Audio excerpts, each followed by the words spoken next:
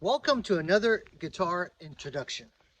Now, I realize the keen observers among you might ask yourself, why is it that MenO is introducing a guitar and he doesn't have a guitar on him, and he's not even in his shop?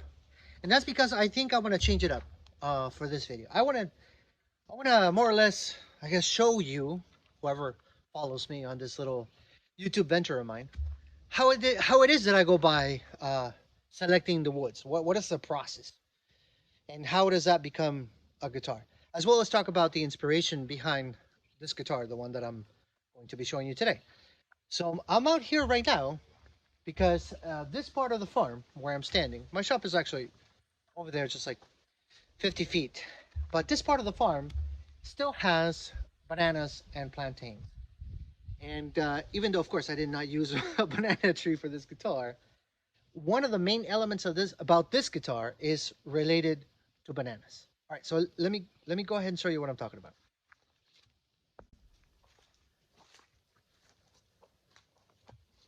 Okay, unless you've been to a banana farm, you might not know this, but when bananas start to get really heavy, meaning the fruit, the stem, they need a little bit of help. As a matter of fact, this is such a soft tree, so flexible, really, that as you can see, I can move it without making much effort. And you may say, oh, that's because that one's dead. No, this one too. And that's where this type of wood comes in. This is palm wood. The locals use this, or have been using this wood, to make supports for the bananas. So the idea would be that once the fruit is coming out, you put this on the floor, lean it against the tree, and it's going to be able to hold all the weight.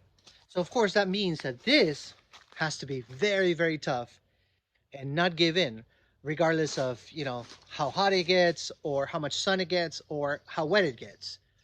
And that's one of the reasons why I felt like I had to try to use it. I guess you could say that I am like that meme of the guy behind the tree uh, rubbing his hands and licking his lips, because living here has made me be a guy that is always on the lookout for collecting lumber. This is just one of my piles of lumber that I've collected over the years from people pruning trees, or an old tree dying and then having, somebody having to fell it for safety.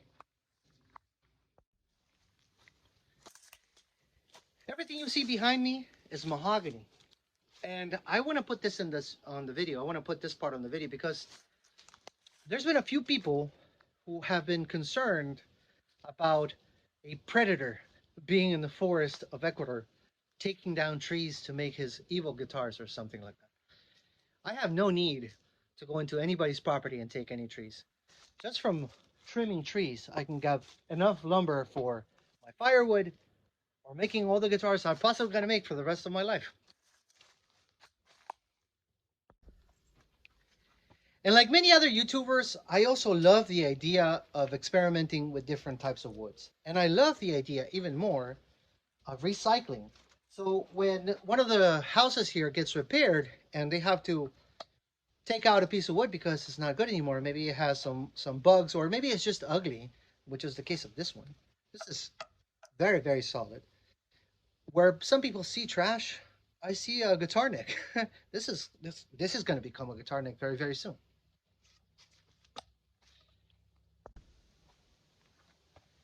And this guitar is something that I'm really proud of because it is, I guess you could say, a culmination of allowing myself to be inspired by life, right?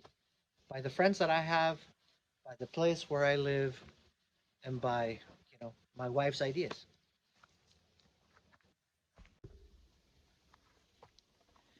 Those who know me probably know that I travel to the States quite a bit. As a matter of fact, most of the instruments that I sell go to the States. And I happen to just travel to go deliver them and take advantage of that trip. But on the last one that I did, I took two guitars with me. One that I had sold and one that I wanted my brother to try out. It was a brand new model. It's a hollow body. One that it was my first time building that particular model, and I really wanted my brother's input on it. On a whim, though, I decided to loan that guitar to a really good friend of mine, a very talented singer-songwriter that goes by Josephine Phoenix.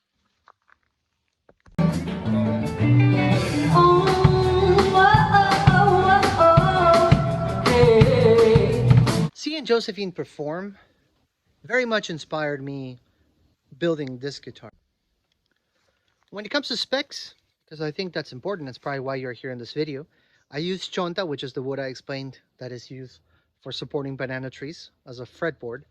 I use a paduk, which is a wood that I actually brought from the States as accents on the binding, and to make this pickup and make also the accents on the tailpiece.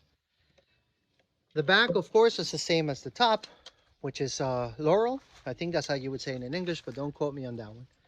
The neck is a really old piece um, of walnut. I'm sorry, I had to think about that for a second. That a very talented, very respected luthier gifted me maybe a couple years back when I first started building instruments here. I used to go visit him, and this is one of the things that he gifted me. It came from a very old building in Guayaquil, which is the main port city here. The shape itself, I don't know if I mentioned it, is based on a more of a, I guess you could say, traditional parlor guitar. A little, I guess, not as thin here in the waist, but you can pretty much see it. But this part here, obviously, is not based on a parlor. This is more based on a jazz style instrument. This guitar, because of that, has a floating bridge that you can move back and forth for intonation and up and down for adjusting the action. Something else that I guess is unusual for me when building this instrument is that for the first time I made a neck with no radius. This fretboard is flat like you would have maybe on a classical guitar. And I did that because my younger brother, who is a guitar player that I very much respect and admire, has a favorite guitar in his arsenal. And I've given him a few of my guitars to try out and play, and he's gone out there and jammed with them, but he keeps on going back to that one. And recently I had a conversation with him about it, and I said to him, what is it about your main guitar that you love the most? And he told me, it's a flat fretboard, no radius. And I'm like, huh, I wonder if that's comfortable. After finishing the guitar, or not finishing, but stringing it up and playing the first chords, I quickly realized that this is not so strange. A flat fretboard is pretty much a classical guitar. So in that sense, this is not only familiar, but it's almost like back to the origins of the first time I ever picked up an instrument. Something else that is very different for me is that I decided to change the headstock that I've been using for a really long time to this, I don't know what you would call this, open head headstock. Does that make sense? I have no idea. And I think I kind of like it. It really helps putting enough pressure on the nut to so you can have strings that are not going to go anywhere, even if you get crazy with the bending. But I also think aesthetically, it makes a guitar look really, really, really cool. This tailpiece is also, of course, made in shop. As you can see, has metal backing. That's because since the guitar is also electric, this is where the grounding is connected to. And it also makes sure that you don't wear out the wood, I guess, with the tension of the strings over the years. The strap button is obviously also connected right to this metal piece, and this is made out of aluminum. The other strap button is right here behind the neck, and the guitar, as you can see, sits very comfortably and balanced for jamming, maybe even walking around to make a video just like this one. But I guess my favorite thing about this guitar is that a guitar, in my opinion, is right in the middle of two worlds. For one, is a guitar that I could grab and just jam on there and sing you a song, I guess, if I'm trying to romance you. Maybe you can do that for my wife. But I can also, if I have a show, I can just take this guitar and do all the songs on them. The ones that require, you know, that gentle strumming. The typical G major songs, the ballads. Or I can plug it up and maybe do a little bit of rock.